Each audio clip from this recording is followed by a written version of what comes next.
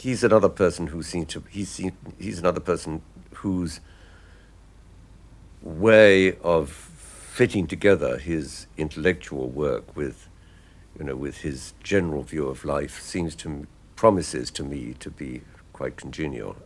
Freeman Dyson is, again, I've met him only once or twice, but it's so nice to see an important and well-known physicist who understands the virtues of small science and the importance of history and individuality. So in that sense, you've chosen a group of people who have a lot in common.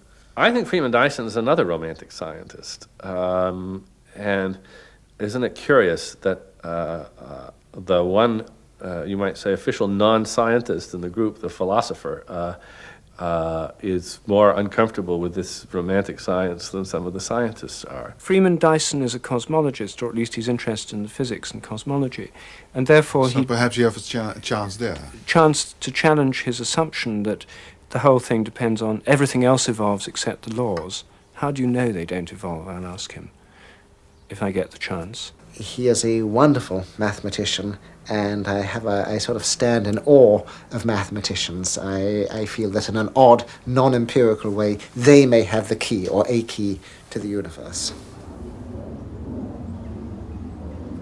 If we will choose for this narrative, for your part of the narrative, the motto in praise of diversity, you would agree? Or? Yes, that is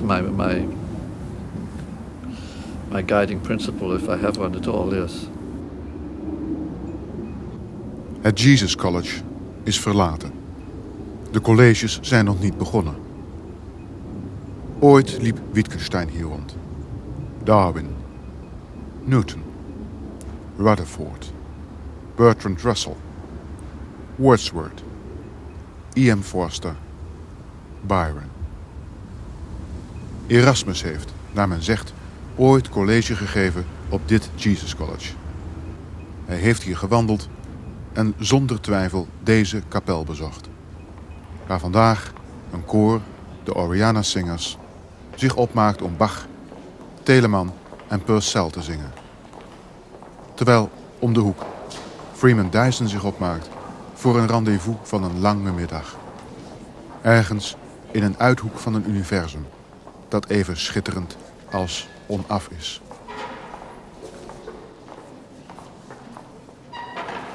I propose that our universe is the most interesting of all possible universes, and our fate as human beings is to make it so. Yes. Well, please explain, because this is some statement.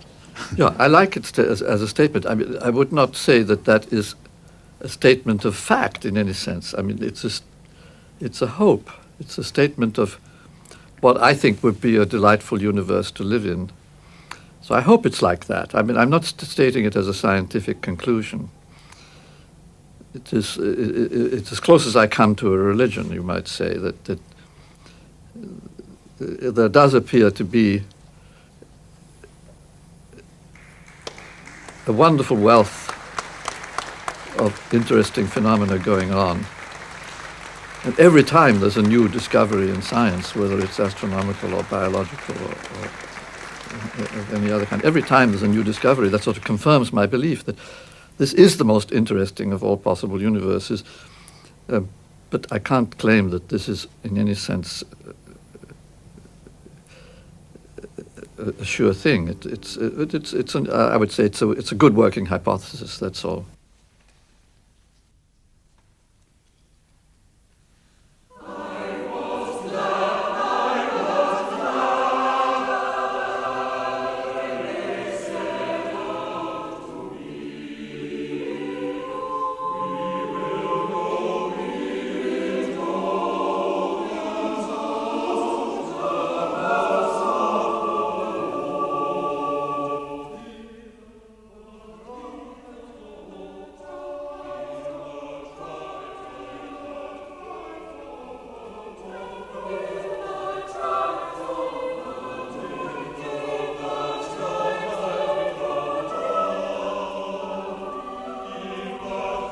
Fragiel, veel kleiner en breekbaarder dan ik dacht. Dat is de eerste indruk als Freeman Dyson binnenkomt. Maar het celluloid zal hem terugbrengen tot de man die hij is. Iemand met een onvoorstelbare energie, een obsessie voor de toekomst, een bijna onaards gevoel voor humor. Dit is dus de man die, geboren en getogen in Engeland, al decennia in de Verenigde Staten woont. De man die in de oorlog zou afzakken tot het stadium van de amoraliteit. Die na de oorlog een schitterende carrière zou opbouwen, naast en met de grootste natuurkundige van deze eeuw. Oppenheimer, Feynman, Teller. De man die niet alleen het Pentagon adviseert, maar ook de ruimtevaartorganisatie NASA. Dit is de man die tussendoor tijd vond om 6 kinderen op te voeden, met wie hij soms op bezoek ging bij God.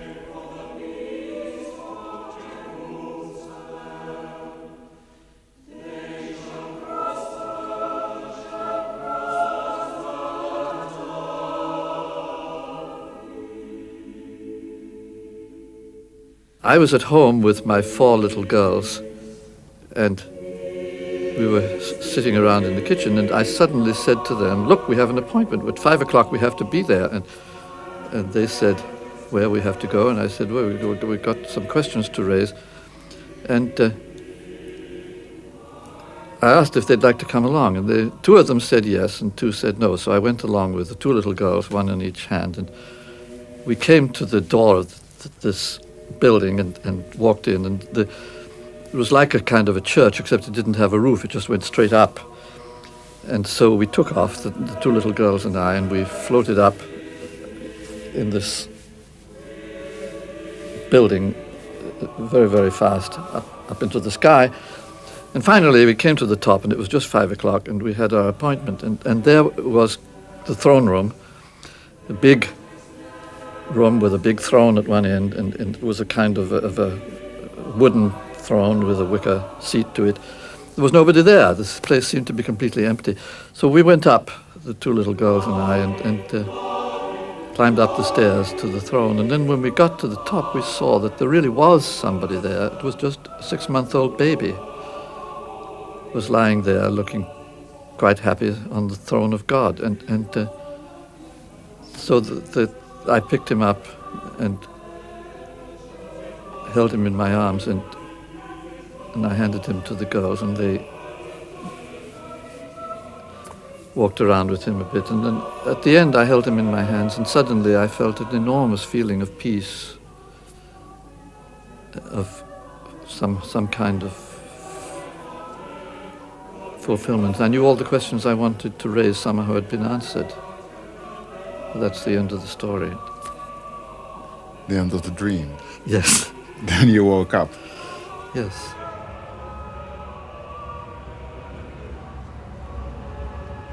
Met 2 kadetten, zonder beleg, in zijn ene hand en een vreemde damesparaplu in de andere is hij binnengekomen. Als ik er niet op lette, zou Freeman vergeten te eten, zegt zijn vrouw, die hem tot aan de plek van het rendezvous vergezelt. Het zal een ontmoeting met bizarre uitersten worden. Van Dysons begrip voor schrijftafelmoordenaars, via Pearl Harbor als kunstwerk, tot de bestorming van het universum, onder andere via het ruimtekuiken en Dysons kinderjaren. As children we were running loose in the fields, and there were marvelous trees for climbing. And that's my happiest memory, is sitting up in the tops of trees with my friends, talking about this and that. And that sort of stayed with me all my life. That's been a kind of metaphor for the right way to live. In the trees. Yes. Where we came from as human beings. Yes, there is some beauty about trees, and that they are, of course, from so many points of view, useful and necessary and helpful, besides being beautiful. So our relationship to the trees has always been somehow central to my view of things, and especially now, since we start to worry about carbon dioxide. Of course, trees are God's way of getting rid of the carbon dioxide. something I loved was stargazing, and of course, in those days, skies were darker than they are now. Hier, in Cambridge, Engeland, waar Freeman Dyson is voor een conferentie over reductionisme, heeft hij ooit gestudeerd. Een halve eeuw geleden. Hier, in die inspirerende atmosfeer van het denken om het denken alleen. Hier had hij ooit een studentenkamer. Naast de kamer van de toen al wereldvermade Ludwig Wittgenstein. He was then, of course, a very famous philosopher, and I was a humble student, so I never would have ventured to speak to him. But we used to pass each other on the staircases fairly frequently. And one day, quite to my surprise, he asked me, would I like to come into his room for a drink of coffee? And so I said yes, and I came in there. And it was a difficult situation because he had only a single chair, which was almost a horizontal canvas chair in which you were lying rather than sitting. And so he motioned me to sit in this chair, and so there I was, sort of lying, staring at the ceiling, and Wittgenstein standing still and very silent, not saying a word. And we stayed there then for I don't know how long, but it seemed like 10 minutes. And finally I decided I would start a conversation. So very bravely I said to him, well, Professor Wittgenstein, I was reading the Tractatus Logico-Philosophicus, and I found it extremely interesting, and I would really like to know whether you still agree with what you wrote in the Tractatus. And Wittgenstein stood very sternly over me, and he said, tell me, which newspaper do you represent? And that was the end of our encounter, and I just slunk away with my tail between my legs. And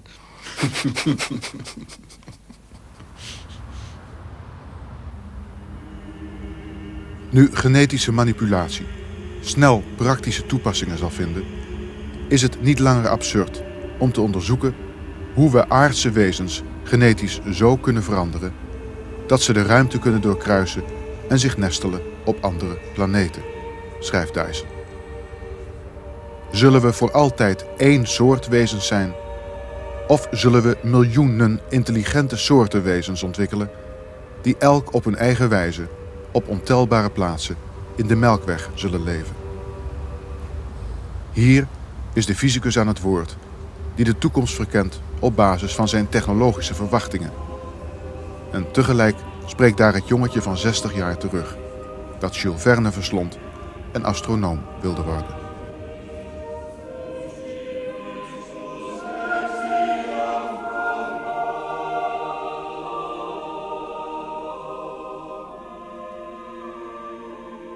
Of course, I'm still deeply interested in astronomy, and I'm still deeply interested in getting out there and bringing life out there, and bringing the whole universe to life. That's, to me, still a grand dream. And, To colonize the universe. yes, I mean, not so much colonizing. I find that's the wrong word, because it implies that it's not so much just people going out there, but it's life as a whole, and it's the trees and the potatoes and the corn and everything is going with us, and so it's bringing the whole thing to life. Zo rustig is Cambridge. Zo vriendelijk kalm. Maar intussen ligt een middag voor ons die op een Signac-voorstelling zal lijken. We switchen, bij wijze van spreken, in één en dezelfde minuut. Van de uiteinden van het heelal naar de Golfoorlog in het Midden-Oosten. De Golfoorlog waarvan Freeman Dyson, als adviseur van het Amerikaanse ministerie van Defensie en al tientallen jaren ingewijde in de wereld der krijgers, zoals hij het noemt, iets meer weet dan u en ik. Because I saw the truth about the Gulf War, which the public didn't see. That in fact the bombing was much less precise than the public propaganda pretended. And in addition, the fact that the bombing was done on undefended targets. And even in World War II, we were pretty good on undefended targets. It's always easy to hit things if they're not defended. And it's very, very much harder if they're shooting at you. So, I mean, as far as I was concerned, the Gulf War wasn't so different. I had the feeling it was misrepresented to the public. Actually, a huge fraction of the bombs missed their targets, and a lot of the bombing was just about as bad as it was in World War II. And if there had been any serious defense, it would probably have been hopelessly bad. So the people drew the wrong lessons from the Gulf War. Namely? Well, the idea that precision bombing is a good way to go. High-tech war. Yes. Against any serious defense, I don't think it would have worked. And in any case, it wasn't as precise as advertised. No. What were your feelings at the day of the night the war broke out, the shooting in Baghdad began? I remember that extremely well because I was attending a lecture. About what? About the just war doctrine in Jewish theology, and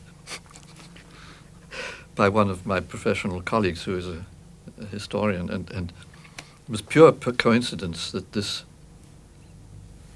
lecture was timed precisely for the hour when the war began, and it was a chilling lecture. He took all these passages out of the Old Testament which describe how the Israelites were supposed to fight. And I mean, you know, that the Old Testament is really bloodthirsty. Yes. And you make a distinction between two kinds of enemies. There are the kind where you're fighting in their territory, and those you have to treat with some degree of humanity. You're not supposed to destroy all their trees, and you're not supposed to kill all their children, and you're not supposed to exterminate them. But when you're fighting on your own territory, then you slaughter them all. And so that was the doctrine of the just war. And it's very interesting, as I mean, nowadays you see the distinction that was made between the Sinai on the one hand and the West Bank on the other.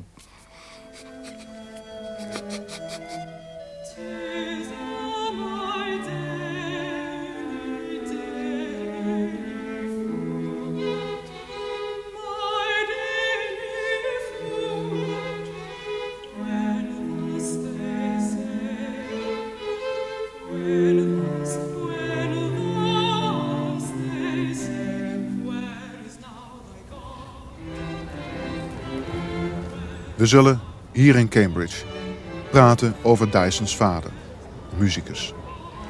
Over The Magic City van Edith Nesbit, zijn favoriete kinderboek. Over sterrenkijken praten we, 's nachts, op het dak. Over het boek over wiskundigen, dat zijn vader hem ooit gaf en dat hem op het pad der wetenschap zou leiden. Maar intussen is, zeker de eerste 3 uur van het rendezvous, de oorlog voortdurend aanwezig, in verschillende gedaanten. Om te beginnen de Eerste Wereldoorlog, waar zonder Freeman Dyson nooit geboren was. You wrote, "My sister and I owe our lives to a sniper's bullet. Yes. If our Uncle Freeman kept his head down, we would never have existed." Well, that's some contingency involved. Yes, what indeed. happened? What was the story behind it? Well, our Uncle Freeman was a captain, I believe, in the British infantry in World War I. He was fighting in France. And he happened to be very tall. He was 2 meters tall. And so one day he put his head up out of the trench, and the German sniper put a bullet through his head, and that was the end of him. And so that was, I think, in April 1916. And anyway, it happened that my father was his closest friend. They were colleagues as school teachers. And Freeman was a classical scholar, and my father was a music teacher, and they were very close. And on the other side, Freeman was a sort of confirmed bachelor and had very close relationship with his sister, who was my mother. And so he and my mother used to wander around Europe together, and she was, by that time, already 37, and she probably never would have married if Freeman had not been killed. The fact that he was killed, and that was a tremendous grief to both of them, brought them together. And so it happened that in 1917, 1 year after his death, they got married. And so my sister and I were the result. Yes. Are you fascinated by this kind of contingency? Oh, yes. This kind of coincidence in life? And Oh, indeed, yes. That's what, of course, it's the whole beauty of life is surprise, and it is it is the unexpected, which is always most interesting. De beelden van de Eerste Wereldoorlog, schrijft Dyson, waren beelden van het verloren paradijs. Van onvoorstelbare slagpartijen, van modder en bloed. Beelden die diep in onze hersens werden gegrift, zodra we maar konden praten. We praten erover en verzeilen al snel in een volgende oorlog en een volgend verhaal. Het verhaal over een jongen die langzaam maar onafwendbaar zeker een oorlogsmachine wordt binnengetrokken, als wetenschapper. En die, voor je het weet, mede verantwoordelijk wordt voor oorlogsmisdaden. Well, it was certainly very much a part of the background that we had this war memorial which we walked through every day, which was a lovely cloister with the names of 500 boys who were killed in the war, just from that one school. And so the image of this tragedy, which was, of course, then only when we were children, it was only 10 years in the past. And so that was all around us. And we led this free and easy existence, but knowing that the grown-up world was very tragic and that we were in some way, I think my sister felt this more than I did in a way, because she was 3 years older, that it was carpe diem, make the best of things, because this is all you'll ever get. And Every day is a new day and catch it. every day of peace and freedom is something to be treasured, because we probably are doomed in the end anyway. I mean, we had this feeling of doom very strong because another war was already threatening at that point, and we didn't expect to survive it. Really? You really did not expect to survive War within a II. few years? No, I mean, World War II was, of course, we thought of it as a bacteriological war.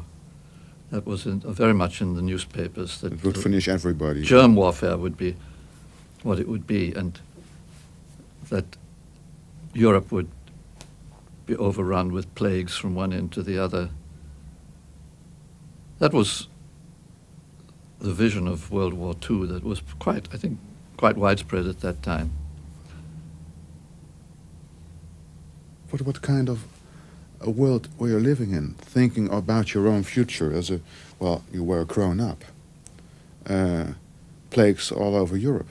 Dying before you even come to life, even have your career made or illusions be fulfilled. What kind of atmosphere were you living in?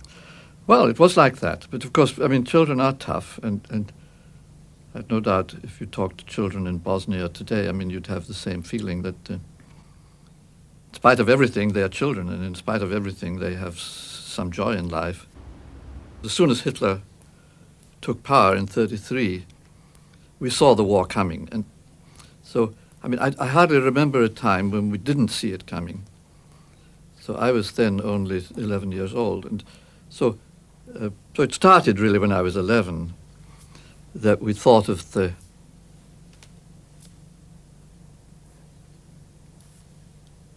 civilization as being doomed in some sense. And so I decided then to become a pacifist. And I mean, I looked around, and the only hope seemed to be Gandhi. That he was the only political leader who seemed to make any sense. He was simply against war, against violence of any kind. And he seemed to be very effective. I mean, he was, of course, both a saint and a politician, and very good at both. And so I quickly decided that I would be a follower of Gandhi. And so that was my politics. And that I would simply have no part in the war. I would simply refuse to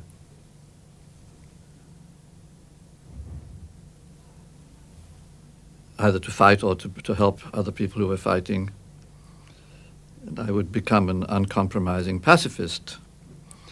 We wanted to rebel against these monstrous militarists who were running the country.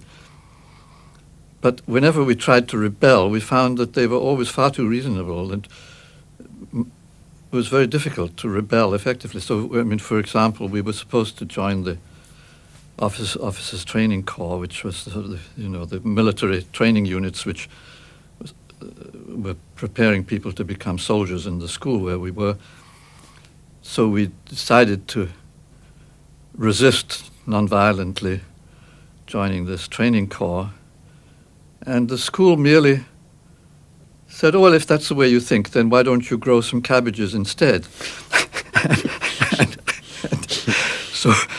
And it was the time when people were preparing, digging for victory and growing vegetables to help feed the population in case of the war. So we weren't really in a very effective position to rebel. You couldn't really morally object to growing potatoes, and so they handled us very cleverly, And you were finished. There was nothing. No, I mean it went on for much longer. But at every stage, I mean, if I'd been told now you have to go into the army and become a soldier, I could have resisted and said no, I'll be a conscientious objector. But I never had the chance to do that, because they always said, oh well, you're much more you're much too important to be put into the trenches, because we had these horrible stories from World War I of the best and the brightest of our young men going into the trenches and getting killed for nothing. And so that in World War II, they deferred all these young people who were going to college. And we were told, well, it's better you get some scientific training and then you can do something useful for the war rather than just going into the trenches. And so I was deferred, and I never had a chance to be a conscientious objector. They just sent me up here to Cambridge to study mathematics. And so this sort of pacifism became very theoretical. And here in Cambridge, I was having a wonderful time studying mathematics, with all the resources of the university at my disposal and being treated very kindly by the government. And still being afraid that Europe would be destroyed within a few No, by years? that time, no. So I mean, that sort of apocalyptic visions by then, but disappeared. They had faded out. Yes, I mean, when the war really started, of course, it was totally different from what we'd expected. Was it a kind of relief? Of course, it was. I mean, it was an incredible relief. I mean, my uncle was running the ambulance services in London. He was a medical doctor, and so he knew what was expected. I mean, the London hospitals, the week that the war was declared, when in 1939, London hospitals were emptied of all patients in the expectation that London would be catastrophically bombed in the first week. Yes. And they calculated, based on figures from the war in Spain, that we would have 250,000 casualties in the first week, just civilians in London.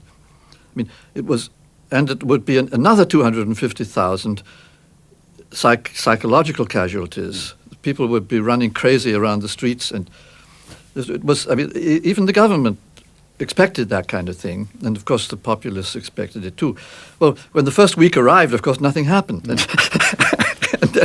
then the second week and so on. And a deep and complete silence. yes, so the war turned out to be very different. I mean, it was essentially life going on as usual,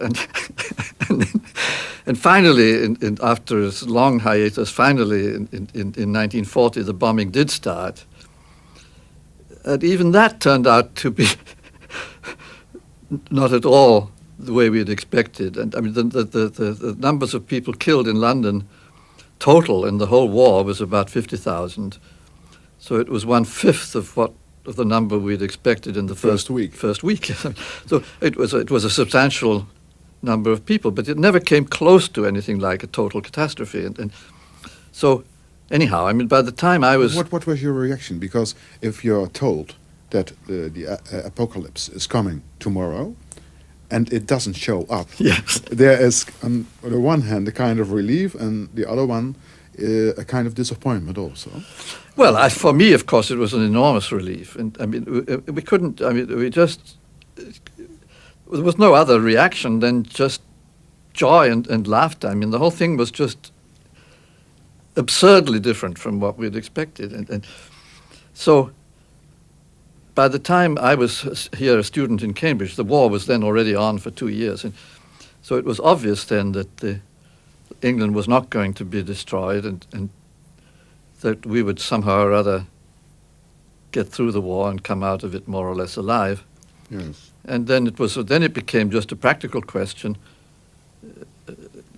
what part in the war should I take? And so I gradually abandoned this belief in pacifism. It was obvious that we weren't going to convert the British public to pacifism. The British public was at least 99% behind the war and was doing very well. I mean, it was a time, of course, of enormous solidarity. And I remember this so well. I mean, in Cambridge at that time, when I was living here, and that was the middle of the war, that you never thought of locking a bicycle. Or, I mean, everything was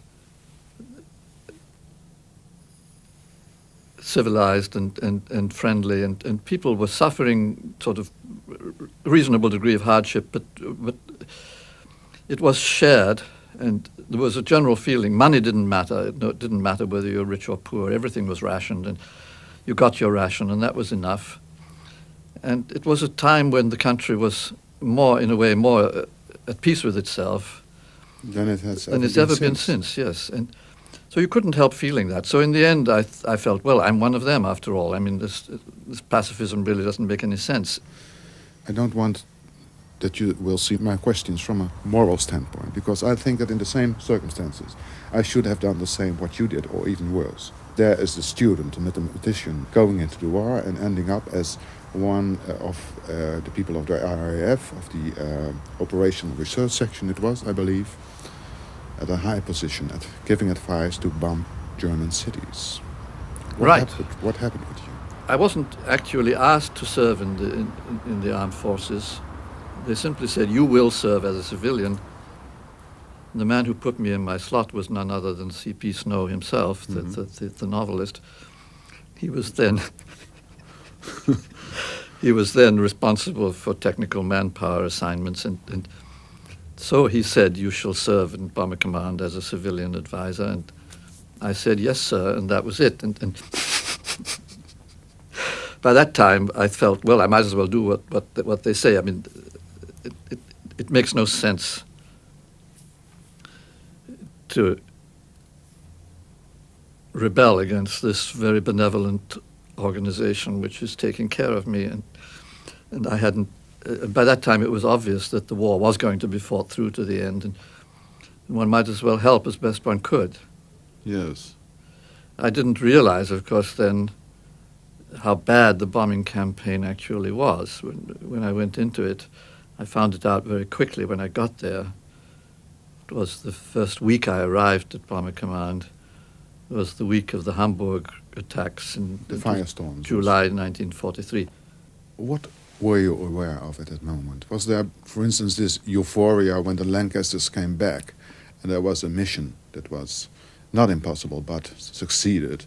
Yes, and from that point of view, this was a very special mission because we introduced a new weapon called window, which the Americans called chaff, which is just little strips of metallized paper that you throw out at the bomber, and it produces radar echoes.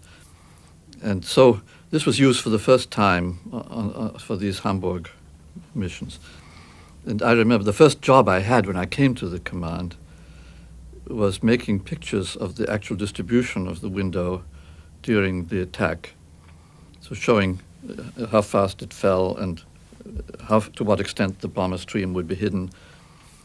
And that was my first job. So I was actually calculating how effective window should be. And I mean, the marvelous thing was that first night, that was July 23rd, I think it was, we only lost 12 Lancasters, which was way down. I mean, normally we would lose something like 50 on a major attack. And that night we only lost 12. So it meant that window had actually worked. Mm-hmm. It had saved 3/4 of the normal casualties. And you didn't think about what kind of work that had been done in Germany on the ground? Oh yes, we thought of that, of course, a lot. But I mean, we knew, of course, we were going to kill a lot of people. Mm-hmm. But primarily, I mean, we still thought in terms of military objectives. And those people were invisible in the distance. Well, a lot of them were building U-boats, and there were people Yes. people you wanted to discourage from building more U-boats. And this was a strong way of discouraging them. Yes, the world was perfectly clear at that moment when you were beginning at Bomber Command. Not altogether clear, no. I mean, already, of Bad course. and evil. No, we knew very well that it was a dirty war. I mean, there were many things about the war which were brutal on both sides, and we knew that very well. But attacking a city like Hamburg, which was a sort of primary military production center for the Navy, seemed to make a great deal of sense. Finally, you bombed Dresden. Yes. 2 years later, we bombed Yes. Dresden, and that was, of course, a very... Was that a lapse in your... because you were writing that I had been retreating step by step from one moral position to another in Bomb Command. Right. Until at the end I had no moral position at all. That's correct, I yes. saw a little resemblance with the bombings of Dresden, if you understand what I mean. Oh, yes. All the way down. That's quite true. I mean, Dresden, of course, was, again,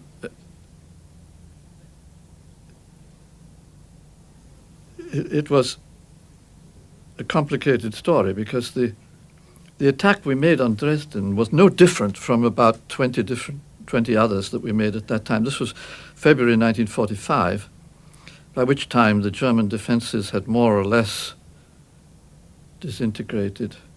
So we were, by that time, February 45, we were able more or less to destroy any city we wished.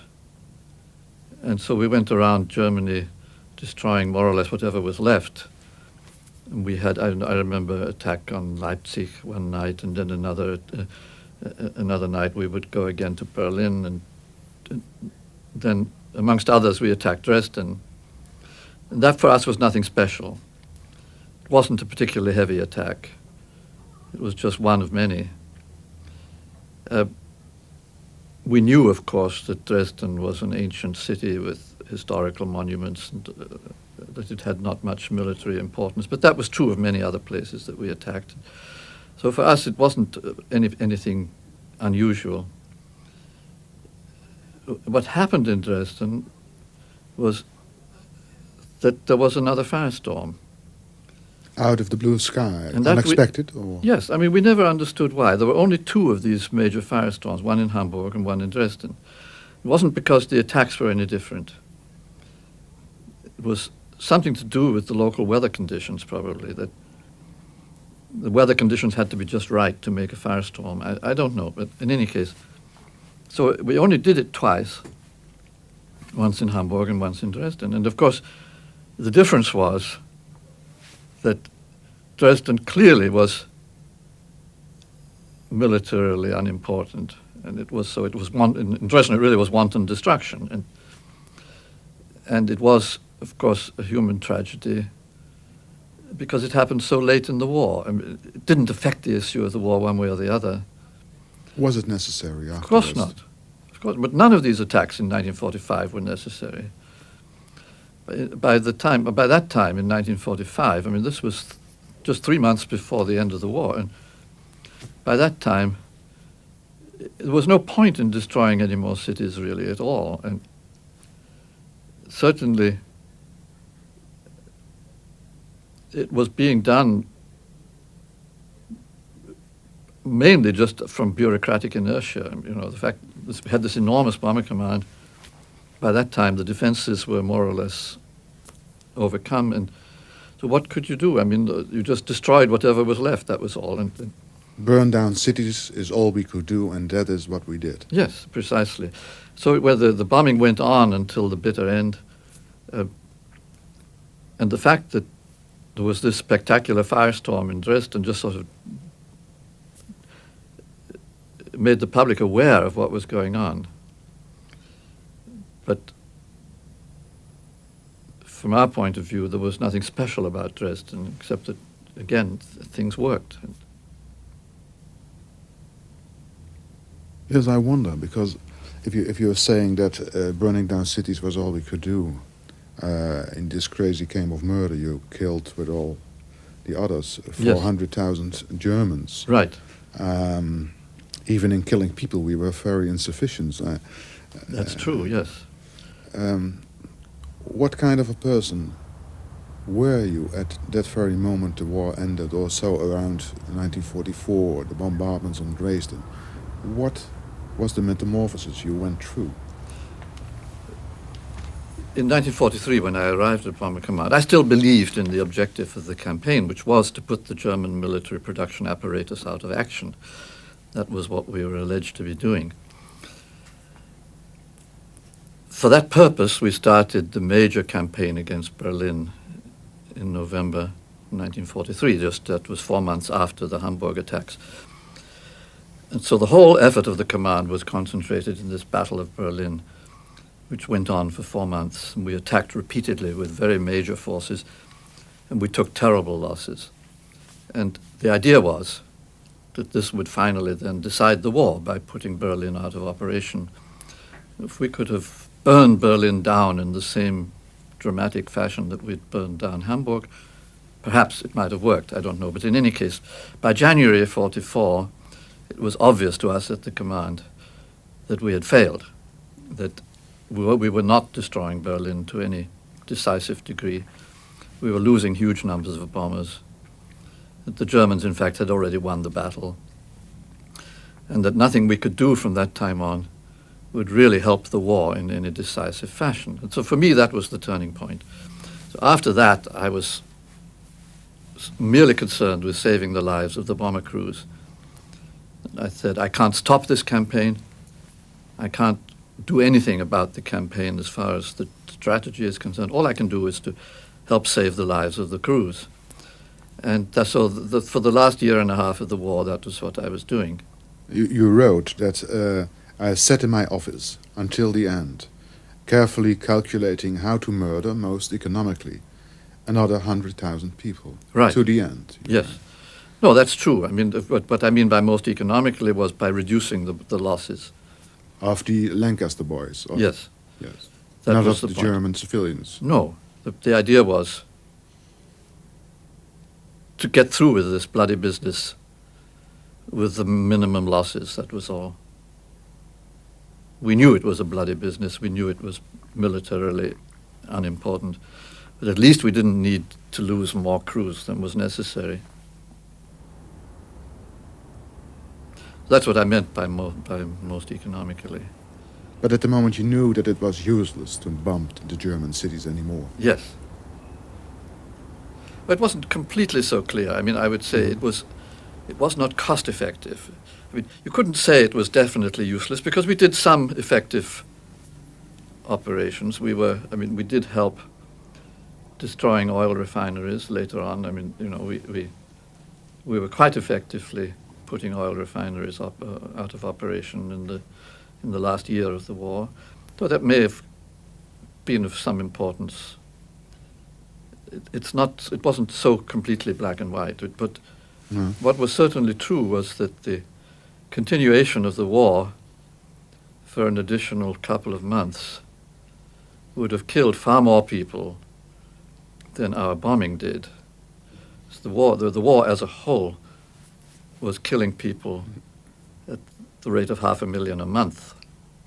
Yes. And so if we could have shortened the war by 2 months, it would have saved 1 million lives, roughly. And so that was the calculating. That was the kind of calculation you had to do, yes.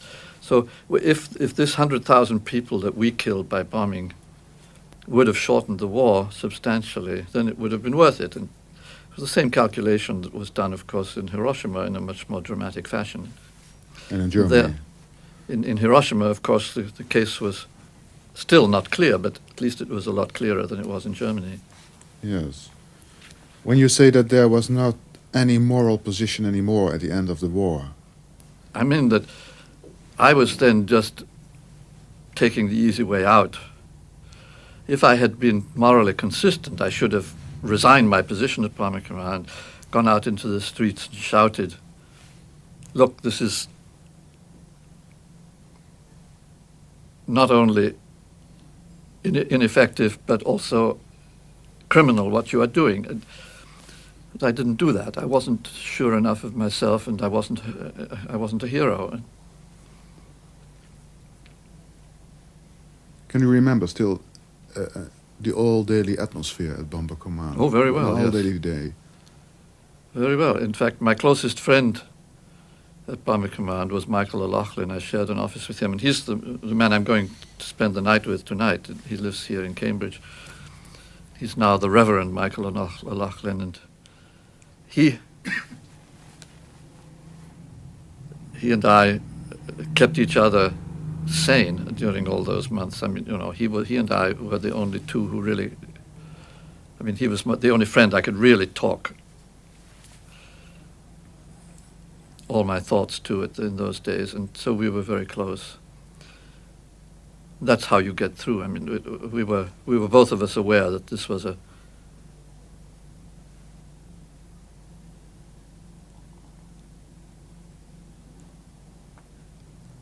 insane operation which had got us somehow trapped in it. But we neither of us were prepared to come out publicly and denounce it. Simply because not only cowardice, I should say, but a feeling of respect for all the people who were dying in the command. And we were, after all, we were being paid in order to save the lives of the bomber crews. And in a way, we owed it to them to do our best. And yes. And shouting out, this is insane. We you shouldn't help the boys in the Lancaster. You wouldn't should have helped betray them at all, no. It wouldn't have helped anybody, really, except it would have just maybe made ourselves feel a little better. But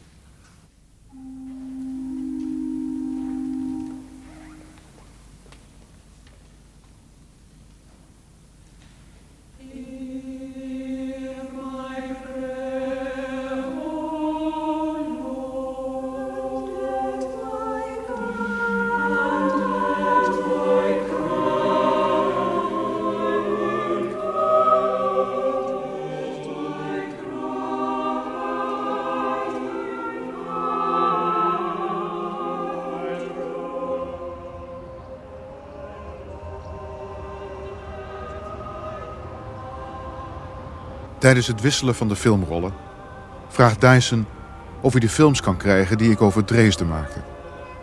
Hij wil ze graag zien. En ook zijn vrouw, van origine Duitse, zal ze graag bekijken, naar hij verwacht.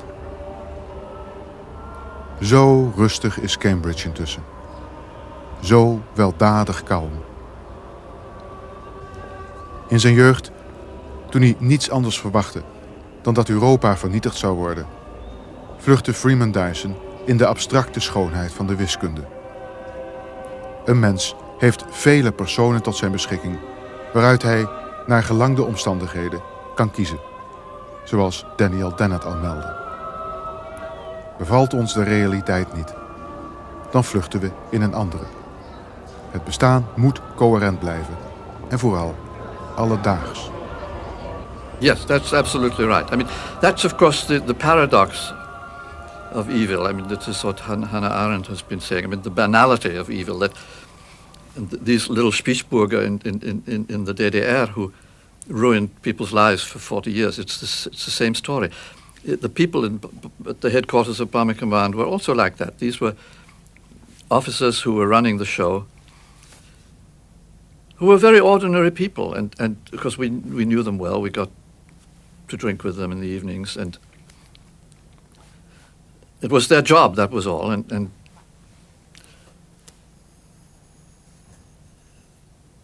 life goes on. It is like that, I suppose, in every war and in every dictatorial regime, that there are very few real criminals.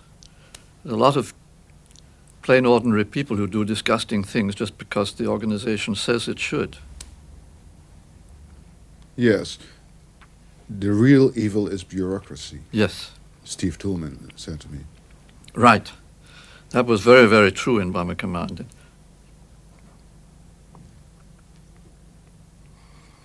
There was very little chance of turning the thing around, I suppose, once the decision had been made to have a Bomber Command. The decision was made in 1936 that the strategy of Britain in World War II should be based on heavy bombing. That was the decision which was made by Chamberlain, I suppose, mostly, and by the people who advised Chamberlain, that the bomber would be the primary weapon for World War II as far as England was concerned. So at that time, they built these huge factories to build huge bombers in huge numbers. It took about 5 years for the thing actually to get going. By the time you got to 1943, the bombers were streaming out of the factories. There was this huge bureaucratic organization to train the crews in Canada and bring them over by the thousands. And that was the only war we could fight, really, because that was the way the thing had been planned. And at the moment it occurred that everything was insane, crime, useless, pointless. At that moment, bureaucracy took over. Yes, well, we decided bureaucracy. So. Yeah, there was no way this whole big organization could get turned around. It would have meant essentially it's just not doing anything. And as we see now, when you want to get rid of nuclear weapons, even when the will is there and the decision has been made, it's very, very difficult. Well, what you're saying is more or less that hundreds of thousands of Germans died because of the English bureaucracy. Right. And even more because of their own bureaucracy, of course. Yes, of course. I remember you quoting Bertolt Brecht about your own position again in Bomber Command. Out of the libraries come the killers. Mothers stand despondently waiting, hugging their children and searching the sky, looking for the latest inventions of professors. Engineers sit hunched over their drawings, one figure wrong, and the enemy cities remain undestroyed. Yes, I'm happy you read my book more recently than I did, and no, I'm delighted that you remember that. I mean, that's a wonderful piece. It was written, I think, in 1940 or something, I mean, quite early. And he got it exactly right, yes. That was your moral or all-daily position? Yes. The professor. I wasn't yet a professor, but I was of the same, coming out of the same culture, yes. You cited Bertolt Brecht. You also said that, for instance, Adolf Eichmann, you felt a certain sympathy for. Yes. Why? Because I don't remember whether I said I felt sympathy for Eichmann personally. I felt sympathy for people who worked for Eichmann, yes. I think. I mean, people who were at my level in his organization. These were, I mean, the people who were in the concentration camp bureaucracy, who were doing that kind of a job, who were simply taking orders from above signing papers, writing contracts, getting all the apparatus to work in order to exterminate the Jews. That was the sort of people, the people at the lower level I was thinking of, who were analogous to myself. Many of those people, of course, were convicted of war crimes. They went free. They went to jail. I stayed free. Right. But there was a strong resemblance. Yes, what I was doing was in a way similar, yes. And what I thought was that many of them probably had the same kind of repugnance towards what they did as I did. Mm. I don't know for sure, but...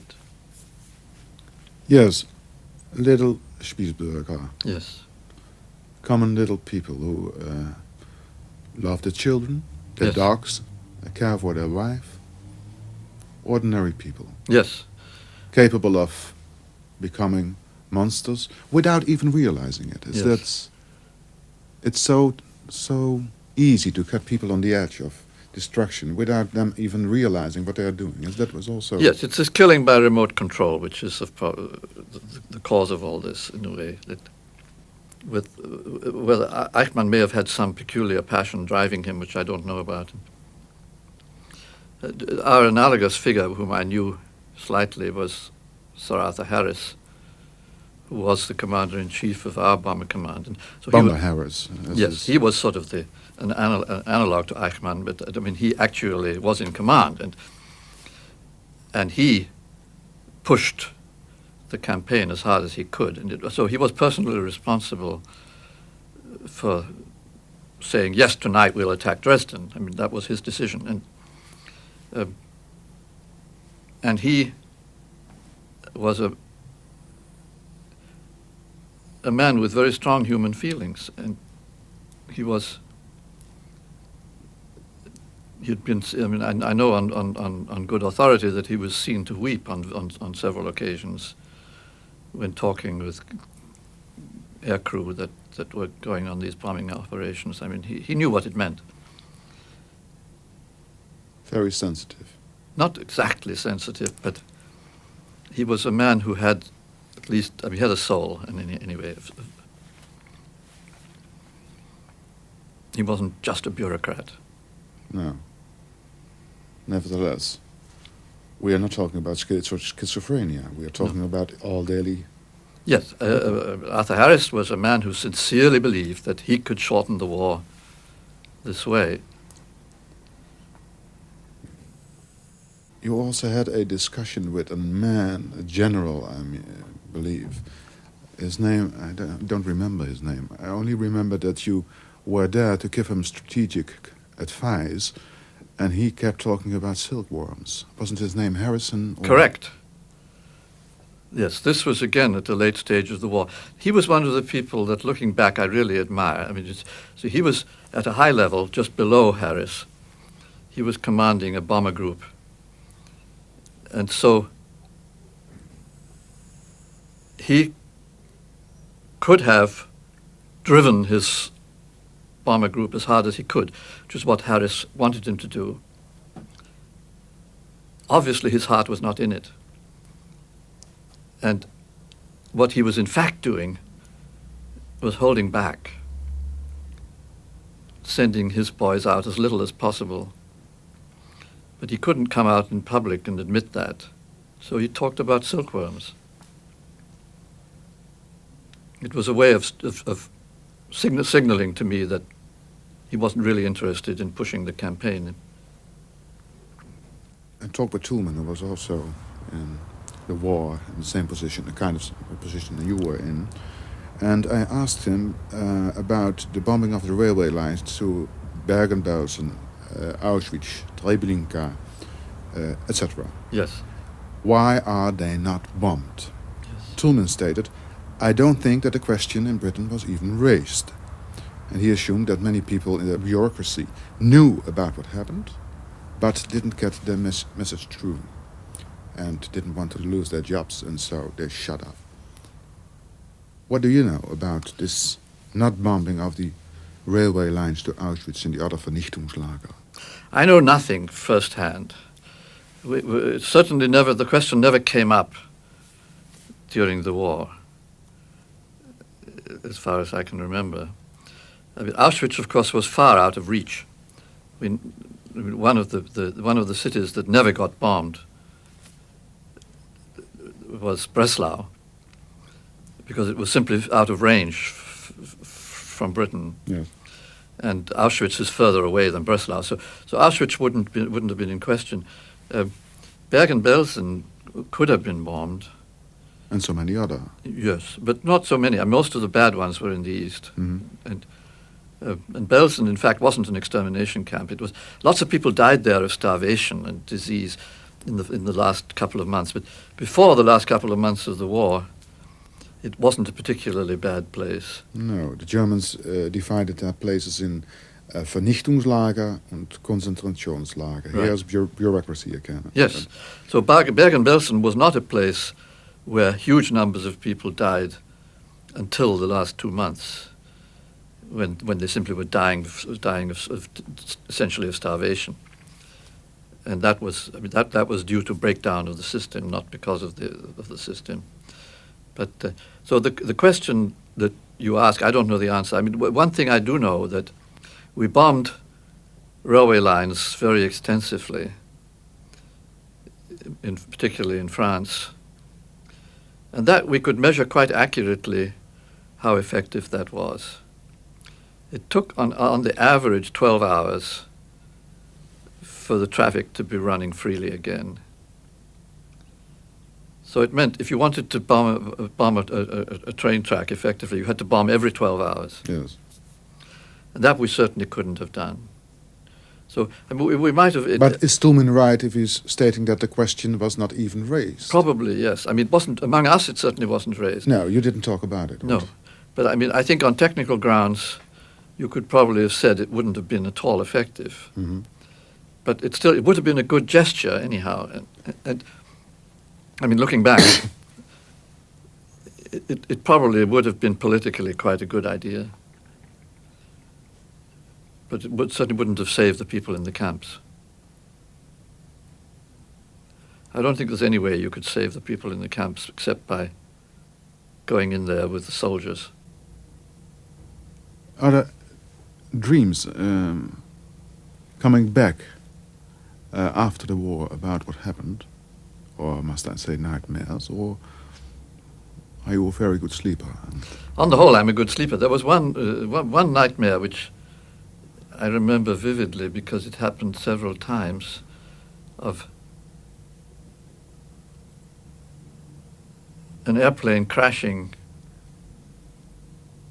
and burning on the ground and people inside screaming.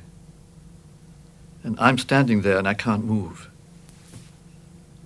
I should run into the flames and drag these people out, but I'm stuck there and I cannot move. That I remember quite vividly.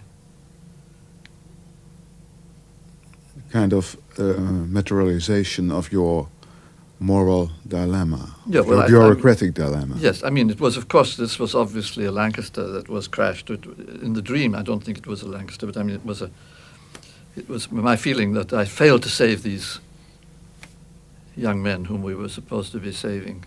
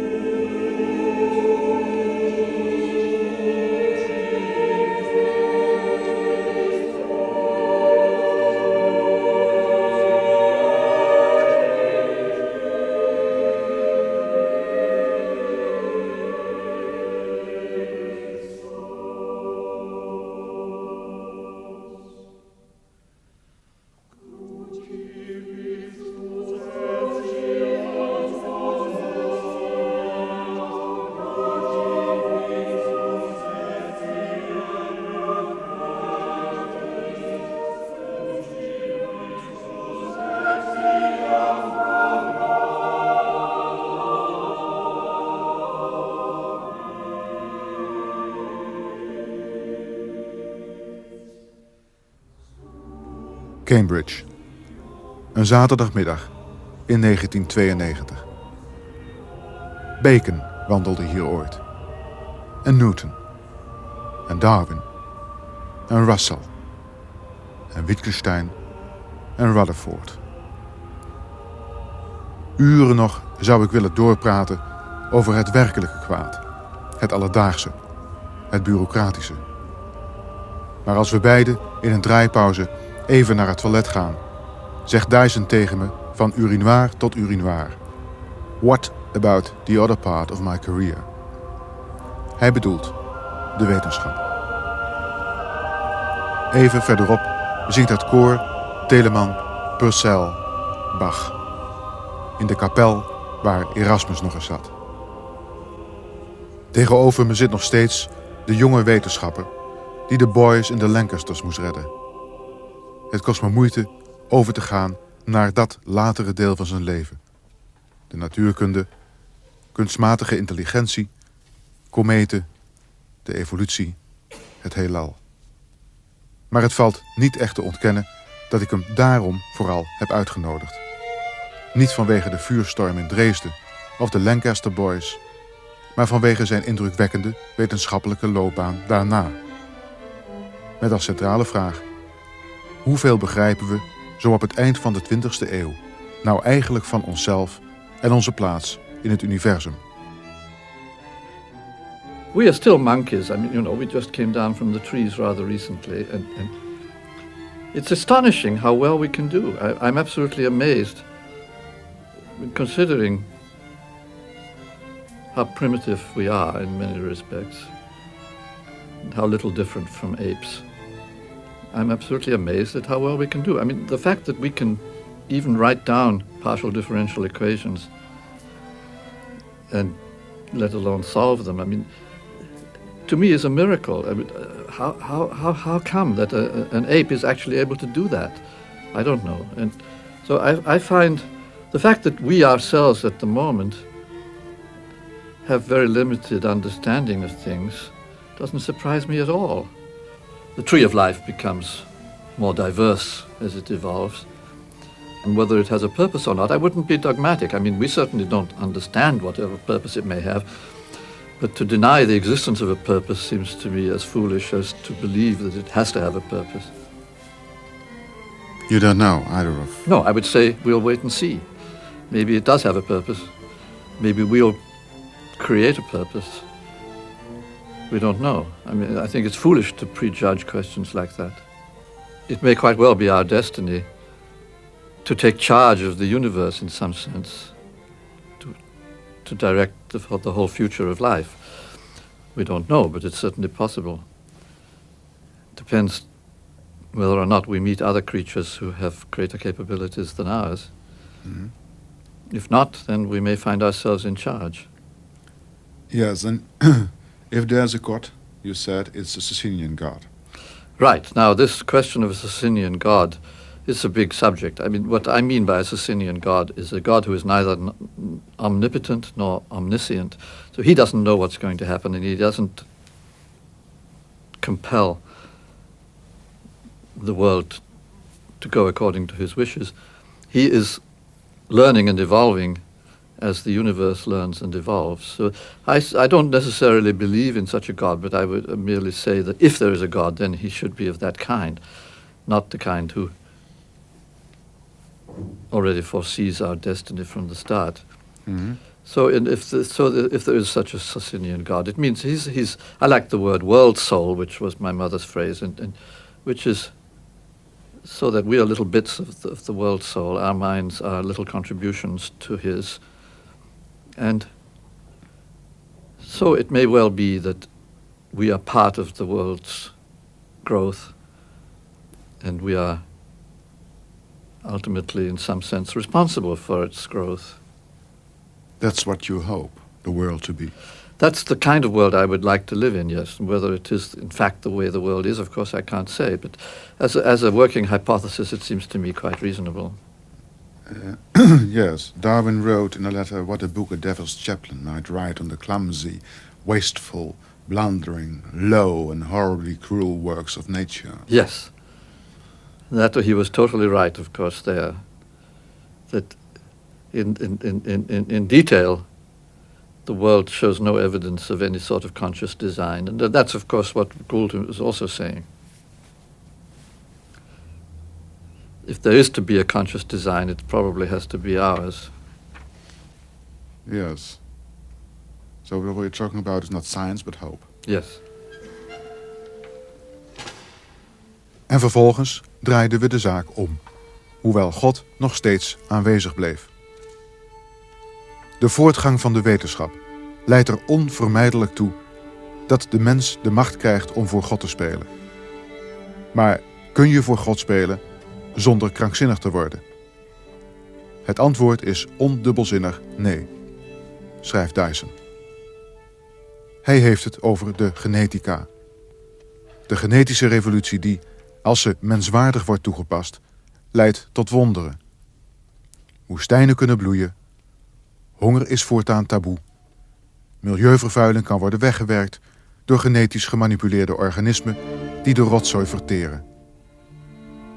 Een genetische revolutie die tegelijk de belofte inhoudt van de manipulatie van het menselijk nageslacht. Waar de natuur miljoenen jaren voor nodig had, dat kunnen wij straks in 1 dag. Mensen creëren niet naar Gods evenbeeld, maar naar onze eigen voorkeuren. Het is 1992 in het prettig archaïsche Cambridge. For medical reasons, there's an enormous push toward what they call gene therapy, which, and I must say, I mean, if you look at the horrors of hereditary diseases, cystic fibrosis and things of this, the diseases which really destroy lives of children, and there's every reason for using gene therapy if you possibly can do it, and I think we shall be doing that pretty soon. Mm-hmm. It'll be hard to resist even if you wanted to. So I think this kind of gene therapy will come very quickly. And the question is then, of course, if you can cure people of hereditary diseases, do you consider subnormal intelligence as a hereditary disease? And then it becomes really tricky. And yes. Should one reproduce who has this kind of aberration or deviancy? The question, what you call deviant and what you don't. Yes, and there we really get into deep problems. And I'm not advocating that one rush into that. That's eugenics, of course. And that, I think, in the United States, that is likely to stay illegal. There's a very strong tradition now to keep the laws on that kind of subject strict. And so it's not likely that will be allowed. On the other hand, there's the question of sort of positive interventions. If a couple of parents decide we'd like to have a child who is an artistic genius, let's have a try. Yes.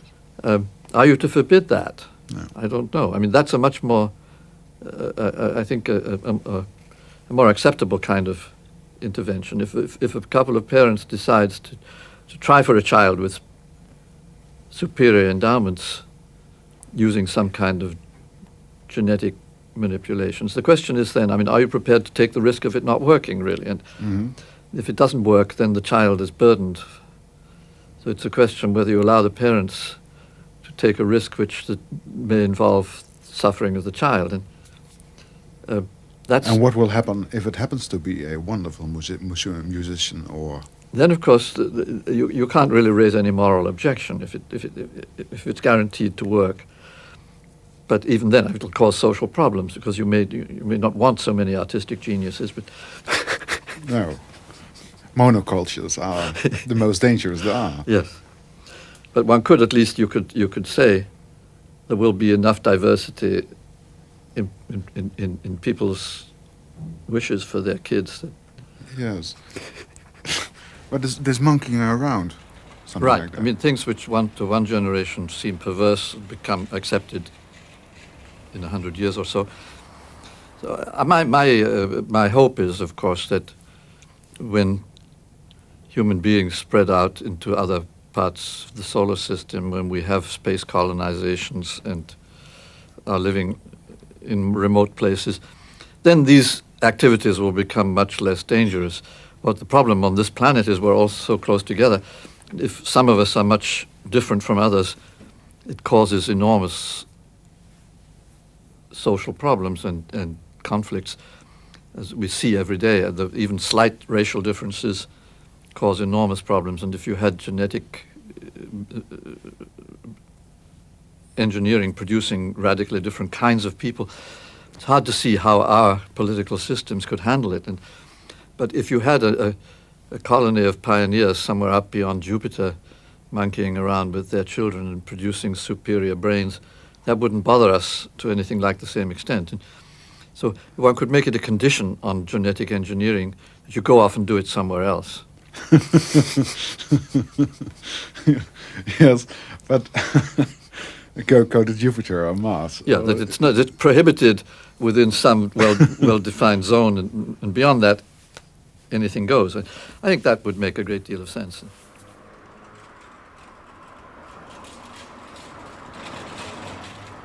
Kunnen we mensen straks, weldra, genetisch manipuleren, klonen en wellicht kruisen met andere diersoorten? We kunnen ze ook nog eens voorzien van kunstmatige intelligentie.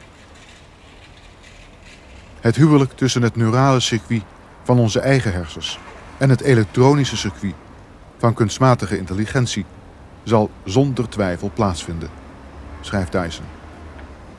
De revolutie van de kunstmatige intelligentie zal binnen 50 jaar stormenderhand oprukken. Ik herinner me Daniel Dennett. Dennett die ervan overtuigd is dat het wel degelijk zal lukken om ons bewustzijn over te dragen aan machines. Het zal meer kosten dan een reis naar de maan, maar het zal lukken. What physics can do well is to make tools. That's what we're really good at. And I think what you should expect from physics is not ideas, but tools. And we are doing extremely well with building tools. And so the development of artificial intelligence is almost entirely a question of tools rather than of ideas.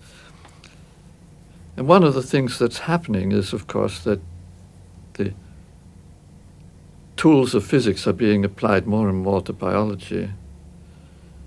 So that in the end it may turn out that electronic computers are superfluous in some way, that biology, after all, can do the job better. We don't know, but in any case, it's likely that there'll be a merger so that we will have neural circuitry doing the jobs that neural circuitry does well, and electronic circuitry doing the jobs that electronic circuitry does well. Very likely linking the two together, so that you won't be able to tell in the end whether a robot is alive or not. And it's partly neural and partly electronic. Whether you consider it to be alive is a matter of definition. Mm-hmm. So that's roughly what I was meaning. So the question whether we'll have conscious machines is, in a way, a meaningless question, because you can. It's a question what you call a machine. A person Mm-hmm. with a hearing aid, you'd say, is still a person. And you have to give him civil rights, as Right. Dennett says. Yes, definitely. And now, if you have a human brain that's so mixed up with electronic circuitry that it has 100 times our capacity for solving mathematical problems or something of that kind, well, it still is a human being. But of course, there's all sorts of steps beyond that where you might say it's no longer human, and then you really get into problems of civil rights. Yes. But anyway, I wasn't looking that far. I was simply... Well, aren't you? Because you wrote once the distinction between living and dead, present and past, will be blurred. Yes.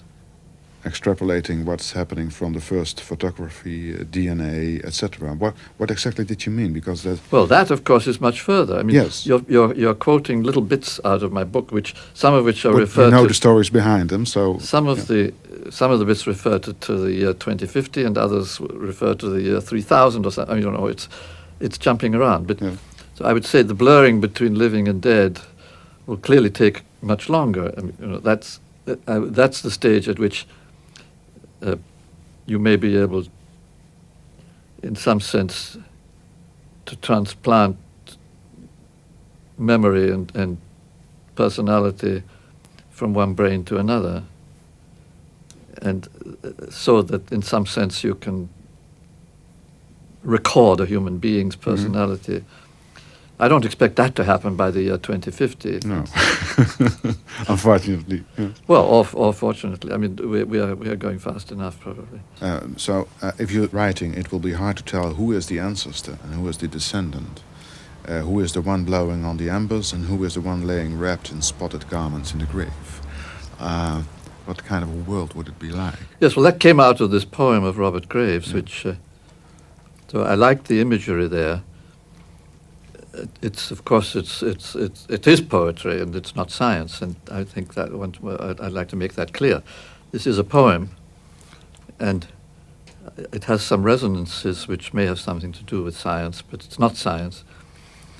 The reason I put it in there was that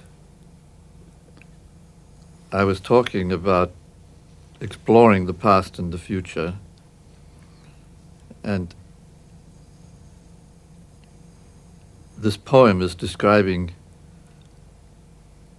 finding a corpse buried in the ground, wrapped in rotted garments. I forget how, the way it's described. And then the question is whether the person who digs up the corpse is really the same person who is the corpse. And yes.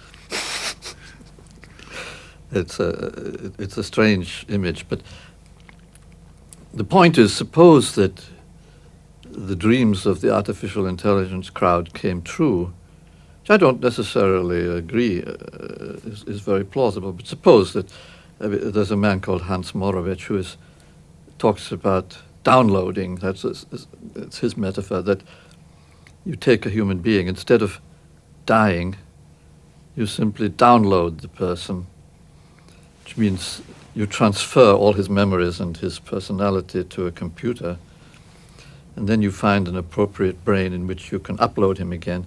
So you get over this little awkward transition of death, and you get resurrected in somebody else's head. And I don't like that idea particularly, but I was just playing with it. And if that happens, then of course the distinction between past and future is blurred, and you don't know where you are. Are you the person who lived 1,000 years ago, or are you the person who is living now? And the whole relationship between past and future becomes very vague. And so I think it's an interesting speculation, but I'm not taking that seriously as a program. I think it's quite likely it'll turn out to be a total illusion that anything like that could work. And I mean, we are just beginning to learn something about neurophysiology. And one of the things we're learning is, as I was hearing this morning from Gerald Edelman, who is a great expert in this field, that how totally different neural circuitry is from electronic circuitry. And in fact, the more we learn about neural circuitry, the less it seems to be similar to electronics. And so, in a way, it makes these dreams look very much less plausible. Yes. So then it's comparing the brain with a computer. Edelman should disagree. Yes. I mean, it's not, well, it's a totally different kind of computer. Yes. It is, I mean, he would, I mean, it depends what you mean by a computer, but it seems extremely unlikely that you can make any sort of one-for-one transference from the neurons to electronics. The neurons have a very totally different kind of architecture, and we're only beginning to learn what that is. Mm-hmm.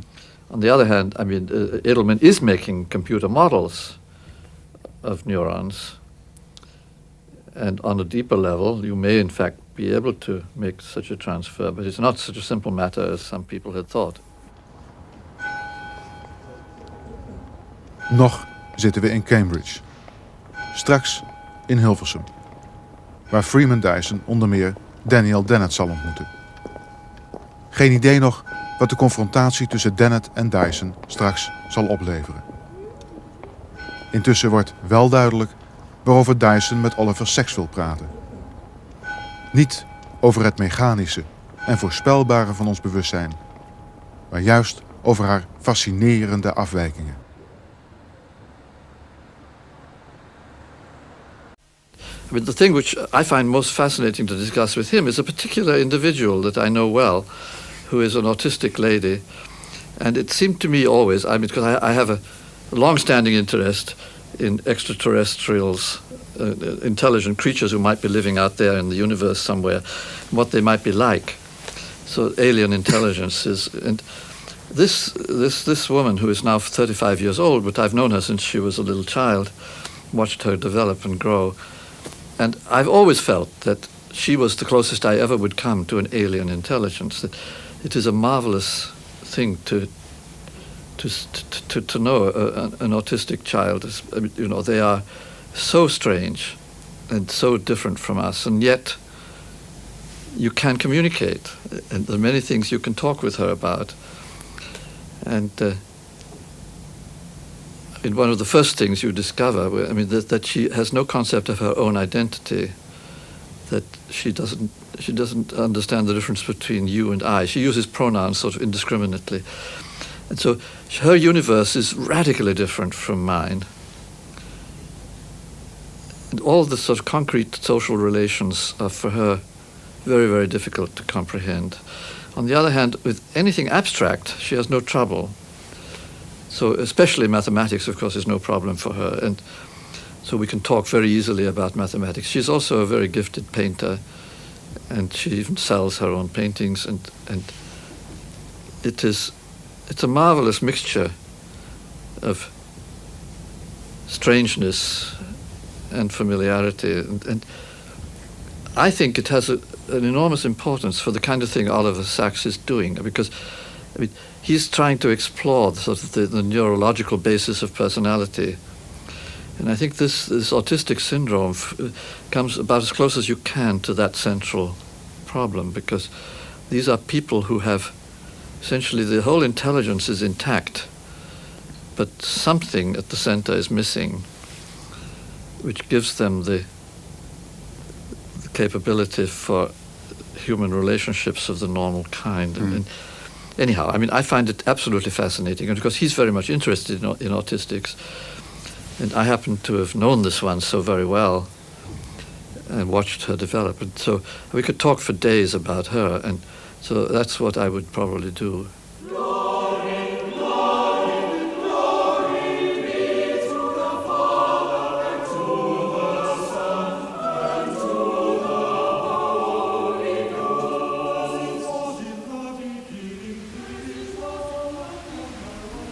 Tegenover me zit een eminent geleerde, zonder twijfel. Iemand die gefascineerd is door de toekomst, maar die zijn voorspellingen baseert op de technologie van vandaag en de feitelijke grenzen van de wetenschap. Soms echter waan ik me terug in mijn kinderjaren, toen ik, net als Dyson, Jules Verne verslond. Of wat later in die kinderjaren, toen ik raketbouwdozen kreeg voor mijn verjaardag, de raketten met velpon aan elkaar klitten en intussen dagdroomde van verre, verre reizen in een universum dat haar fascinatie ontleende aan het mysterie dat ze verborg. We just discovered some real planets out there beyond the solar system. I mean, that was just in the last few months. Marvelous. I've been waiting for that for 50 years, you know. I mean, you know, it's a fantastic discovery, and that's... What is it about? What is so fantastic?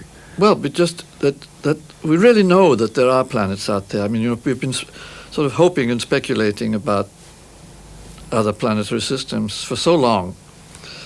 And now we see them, and they're there, and you know, that's something to me terrific. Mr. Walshan, who discovered them, came to Princeton just a few weeks ago, and we had a sort of mock trial in which we had a prosecutor and a defending attorney, and to try to knock holes in his discovery, and he came through magnificently. So I mean, everybody in the end believes that it's right what he's done. Mhm. That's what science is like. That there really are other planets out there, and it's not just talk. What is fascinating so much? What is you fascinating so much? Well, that there are planets outside there. What does it mean? It just means the world does have all this diversity that we've been talking about. Yes. That the stars are not just dull little balls of fire, but they have interesting places revolving around them. And well, of course, there's an enormous variety of things we've discovered that we never dreamed of. Like, for example, black holes, pulsars, quasars, all these unbelievably active goings-on in the universe, which, in Aristotle's time, the universe of the sky was supposed to be quiescent. It was supposed to be, perfect and peaceful, and nothing ever happened in the celestial sphere. And that remained true, actually, throughout all of the revolutions. It remained the general view of astronomers right through Copernicus and Galileo and Newton and everybody else. I mean, it wasn't still, the universe looked very quiescent until just the last 30 years. And now we know it's not like that at all. In fact, the universe is full of violent events and fantastic strong gravitational fields and collapsed objects and huge outpourings of energy. All these things were discovered in the last 30 years. The universe is as crazy as you dreamed of reading Magic City. Well, more so. I mean, the point is, you never are. It's what Haldane said, that the universe is not only queerer than we imagine, but it's queerer than we can imagine it. What are the queerest things? Well, I suppose. At present, I suppose still. I mean, the things which we understand least are the quasars, but I don't want to get into a technical discussion. But I mean, these are the most violent and the most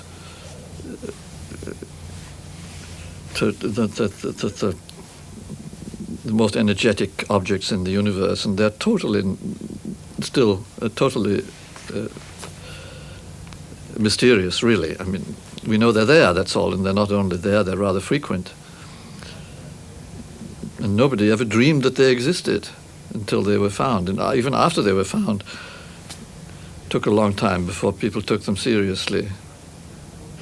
So nature's imagination is always richer than ours. And the more we search, the more questions. Yes. I'm wondering, let's travel around for a little bit more about future extrapolations. Because you wrote about, and it was fascinating, Astro Chicken. That is to say, quoting you, the next 100 years will be a period of transition between the metal and silicon technology of today and the enzyme and nerve technology of tomorrow. Right. What is Astro Chicken?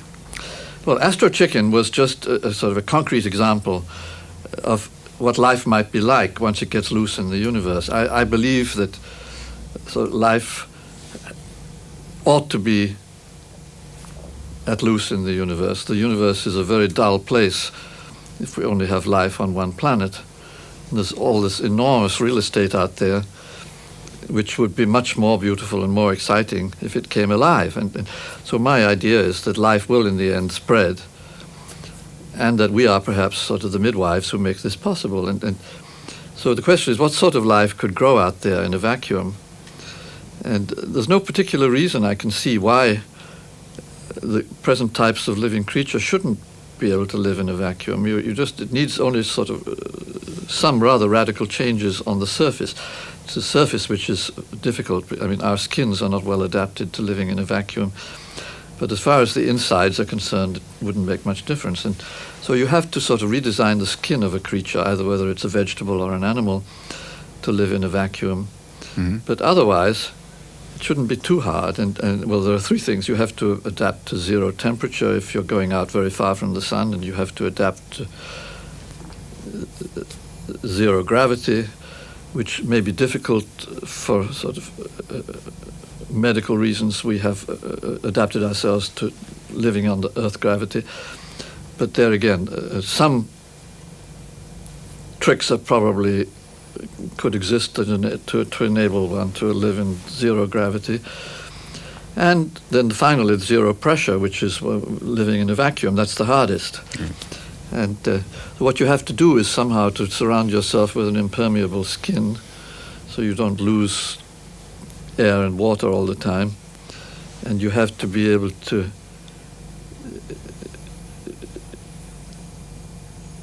live on some kind of chemicals that you can eat and drink without exposing yourself too much to a vacuum. And so there are all sorts of practical details. But in the end, it looks as though the thing ought to work, that life has this flexibility, and it would be a wonderful expansion of the diversity of the universe if the life would move out. So the astro chicken was just an example of a kind of creature which could live, and it would have essentially the body of a chicken, but appendages which are quite different. It would have enormous wings which act as solar sails, with sort of huge extended membranes with which it could fly in space using sunlight instead of air. And it would have radio antennae, large and long little thin wires sticking out so it could communicate by radio instead of by sound. And so it would do all the things that a chicken can do, including laying eggs, but it would do them in different ways. So that was the idea, and that this would be something that could come into existence within maybe a couple of 100 years and would be then a viable species for colonizing different parts of the solar system, and it could fly from one asteroid to another. It could settle down and raise a family, and it could live on whatever it happened to find there in the way of chemicals. It would need, of course, the point is that one species won't do the job. You need a complete ecology of living creatures. And of course, plants are essential. So there's another creature which I call the Martian potato, which is a potato which is adapted to having its leaves in a vacuum and living. And the potato, of course, is underground, buried in the Martian soil deep enough so that it doesn't freeze. Mm-hmm. And and you'd have all sorts of microorganisms which would help to keep the ecology going. So the idea is that you could have a complete ecology of these rather weird-looking creatures, which could then spread out. Once you got into this freedom to move in space, then there are really no limits as to how far it could go. No. And then evolution then would take over from there.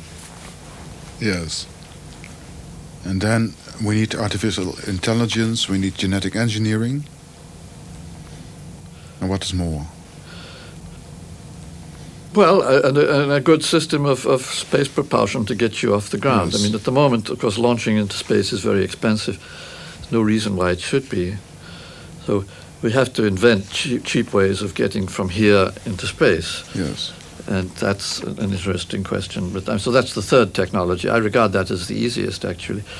And of course, artificial intelligence is helpful because it means that you can have this marriage of electronic with neural circuitry, which is probably what you would like to use, so that these creatures can communicate by electronics, by radio, over large distances, and still function with ordinary brains for their daily sex life and all the rest of it.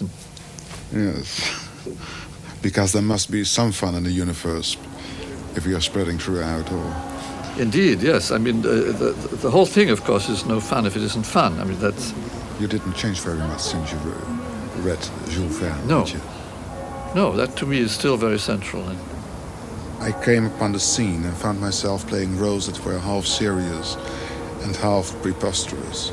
And that is the way it has continued ever since. Yes. Is this the definition of your life, the Yes. range within? Oh, yes. And even more so now. I mean, I just became a television star. And here I am talking to a television camera.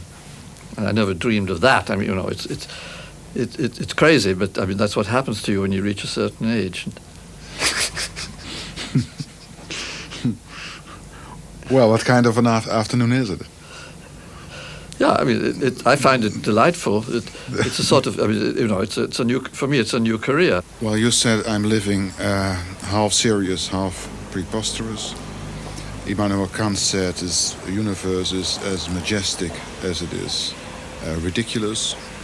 Steve Coles says we delight in paradox because it appeals to both the sublime and whimsical aspects of our psyche. And you told me while the film ran out that you came with killed in your heart to Hiroshima one day. Yes. If we're talking about sublime and whimsical, yes, serious and preposterous, what happened? So we arrived, my wife and I, in Hiroshima, of course, intending to pay our respects to the dead and to visit Ground Zero and to see the evidences of destruction and to feel suitably solemn and guilty. We arrived in this town and we found that everybody was dancing for joy in the streets, and it turned out it was the day of the final game of the World Baseball Series, and it was the last game of a series of 7 between the Hiroshima Carps, which is their baseball team, and the Osaka Braves, which was the other team. And this final game had been played that afternoon, and Hiroshima won. And so there we were in the middle of a huge celebration. All the department stores declared everything was half price in honor of the occasion. It was just terrific. And so the time we spent in Hiroshima was the most cheerful of all the time we had in Japan. And I found it wonderful how adaptable these people are. That they've left the past behind totally. I mean, the monuments in Hiroshima are there, but they're really for tourists and not for people who were killed like you. The people of today, yes, they're for people like us. And anyhow, meanwhile, of course, it's a lovely place to raise kids. It has nice, wide open streets, and there's an absolutely marvelous countryside around, little islands in the sea where you can go out in a boat and visit the little shrines. It's just it's a place of great beauty and in a way more relaxed than other Japanese towns. So that's the paradox. I mean, if there is a God, he obviously has a sense of humor. That's all. Cruel and sense of humor. Yes. Both. Sublime and whimsical. Yes. Ridiculous and majestic. Yes.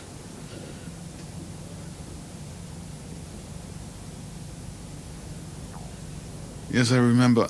If we will choose for this narrative, for your part of the narrative, the motto in praise of diversity, you would agree? Or? Yes, that is my guiding principle, if I have one at all. Yes. Yes, and then I think back of Pearl Harbor. If we talk about diversity, you were bombing Dresden. You were insufficient, but you knew what you were doing. Yes. You wanted to be sufficient. Yes. Why did the Japanese, if we talk about diversity and diverse cultures, why were they bombing Pearl Harbor? Yes, well, that's a question, of course, that is a subject of many learned historical tomes, and so I'm not an expert on the history. I mean, what I do know for sure is that it was a work of art, and that everything I saw in Japan sort of had this character that they do things unnecessarily beautiful. That you buy a little bag full of oranges at the train station. There are 5 little oranges beautifully wrapped up in a little paper carton, and then an additional little bag where you put the peel so that you can discreetly throw it away into the appropriate receptacle. Everything is just lovely on a small scale. They just worship beauty. And so the little details of life are done with style. And so that's the thing which I find very attractive there. So of course, it's the same with their gardens, with the little flowers they grow in front of their houses. wherever you go, it's hard to find anything ugly. And the way they're bombing Americans. Right. So when they came to start World War II to bomb Pearl Harbor, it was a work of art. They, with a rather minimum amount of force, they created a masterpiece. You know, it was amazingly efficient the way that they destroyed the maximum number of American ships with a rather small number of airplanes. And of course the whole thing was carried through to perfection. And I have a feeling that that had a lot to do with the reason they did it, that it was obvious lunacy in a certain sense. I mean, it was pretty obvious that in the end it would be a disaster. But the mere fact that it was so elegant was probably a strong reason why they went ahead. Yes. There's a kind of jealousy involved also. If you think back, you bombing Dresden, for instance, the way they did it. Oh, yes. No, of course. There have been very few bombing operations which have been that good.